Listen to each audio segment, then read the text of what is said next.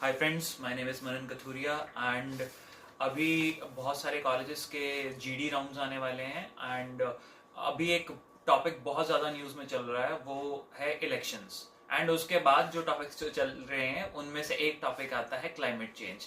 तो हम इस वीडियो में बात करेंगे कि अगर क्लाइमेट चेंज पे हमें कुछ बोलने को कहा जाता है तो हम कैसे करेंगे, चाहे वो एक्सटेम्परे हो या फिर जीडी हो।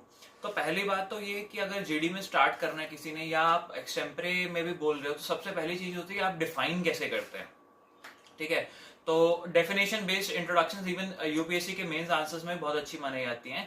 तो पहले तो आप क्लाइमेट चेंज को डिफाइन कर देंगे कि long term shifts in the temperature and weather patterns. ठीक है, लॉन्ग टर्म ये करना जरूरी है। ठीक है, temperature and also weather patterns. Basically weather patterns भी टेम्परेचर से होते हैं, लेकिन अगर आप स्पेसिफाई कर देंगे तो थोड़ा अच्छा लगेगा।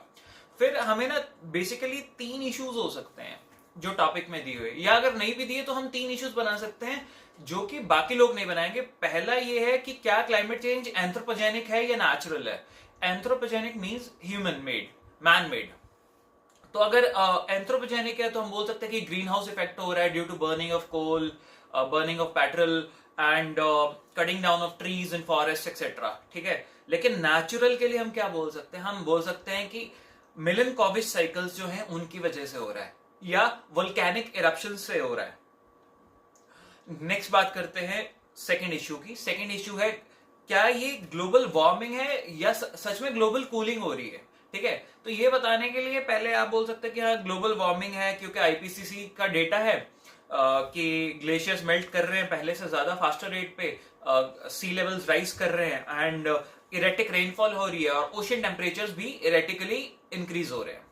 लेकिन ग्लोबल कूलिंग की जब बात आती है तो आप ये बोल सकते हो कि एक्चुअली यूके रिसर्चर्स ने 1998 में एक पेपर पब्लिश किया था एक वार्मेस्ट ईयर था एंड उसके बाद से ग्लोबल कूलिंग हो रही है। एंड इसकी सपोर्ट में वो ये भी बोलते हैं कि इवन नॉर्थ अमेरिका में 2009 में अनयूजुअली कूल समर्स थी।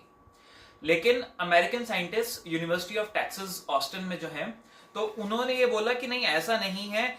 ओवरऑल जो रिपोर्ट्स हैं वो यही बोल रही हैं कि ग्लोबल वार्मिंग चल रही है एंड इसके लिए उन्होंने रिसर्च पेपर लिखा था एंड जिसमें उन्होंने उनकी हर जो आर्ग्यूमेंट थी उसको एलिनो और लानिनो से जोड़कर जो है बताया है कि वो ग्लोबल कूलिंग जो अनयूजुअल कूलिंग थी वो इस करके थी। ठीक है, दूसरा ग्लोबल कूलिंग के सपोर्ट में ये बोलते हैं कि एक माउंट पिनाटाबू था।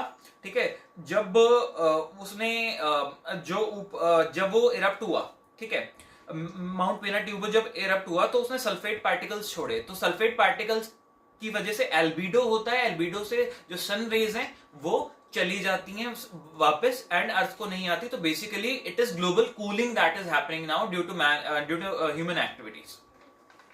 फिर तीसरा इशू ये हो सकता है कि एडवांटेजेस और डिसएडवांटेजेस। ठीक है, वैसे मैं आपको बता दूं कि आपको ध्यान जो देना है इसके डिसएडवांटेजेस पे ज्यादा देना है और ग्लोबल वार्मिंग पे ज्यादा देना है as compare to global cooling. क्योंकि हो सकता है बहुत सारे लोगों को नहीं पता और बहुत सारे लोगों को जिनको पता भी होगा वो अग्री ना करें कि ग्लोबल कूलिंग भी हो सकती है। ठीक है, तो एडवांटेजेस में क्या है, एडवांटेज में आप बोल सकते हो कि जो टेम्परेट एरियाज है वहां रेनफॉल थोड़ी ज्यादा अबंडेंट होगी, उसकी वजह से जो क्रॉपिंग एरिया होगा, ठीक है, जो क्रॉप प्रोडक्शन जोन होगा वो इंक्रीज करेगा और विंटर्स थोड़ी सी माइल्ड हो जाएंगी। ठीक है, लेकिन डिसएडवांटेजेस में आप क्या बोल सकते हैं, डिसएडवांटेजेस में आप सबसे पहले बोलेंगे क्लाइमेट रेफ्यूजीज।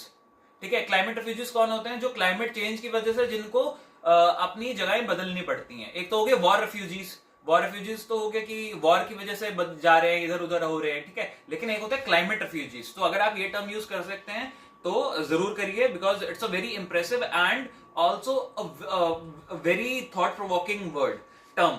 फिर दूसरी बात तो बोल सकते हैं कि फ्लड्स बहुत ज्यादा हो रहे हैं और फिर फ्लड्स की वजह से क्या होगा, डिजीजेस लाइक मलेरिया होंगी। ठीक है, सारी इकोनॉमी रुक जाएगी। अब मुंबई में जब बारिश होती है या इवन अभी आपने देखा होगा कि बैंगलोर में जो है इवन जो मेट्रो नगर है, मेट्रो है वो इंदिरा नगर और एमजी रोड के बीच वाली मेट्रो जो है वो भी स्थगित कर दी गई है, क्योंकि क्लाइमेट चेंज की वजह से इतनी बारिश हुई और इतनी हवा तेज चली कि पेड़ भी गिर गया उसके रास्ते में। ठीक है, फिर मेल्टिंग ऑफ ग्लेशियर्स आप बता सकते हैं, आप submerged islands and coast lines के बारे में बता सकते हैं। एंड अगर आप से मैं एक क्वेश्चन पूछ सकूं तो मैं आपको ये बोलना चाहूंगा कि आप मुझे एक ऐसे आइलैंड का नाम बताइए जो इंडिया और बांग्लादेश के बीच में बोन ऑफ कंटेंशन था, लेकिन क्लाइमेट चेंज की वजह से वो डूब ही गया। तो अब ना इंडिया के पास है ना वो बांग्लादेश के पास है। फिर आप बता सकते हैं कि हीट वेव्स बहुत ज्यादा हो रही हैं जिसकी वजह से बहुत डेथ होती है एंड ड्राउट्स आ सकती हैं। तो ये बेसिक फ्रेमवर्क मैंने आपको दिया है एंड इस पे आप और बिल्ड कर सकते हैं या इसमें से कुछ घटा सकते हैं। Thank you very much.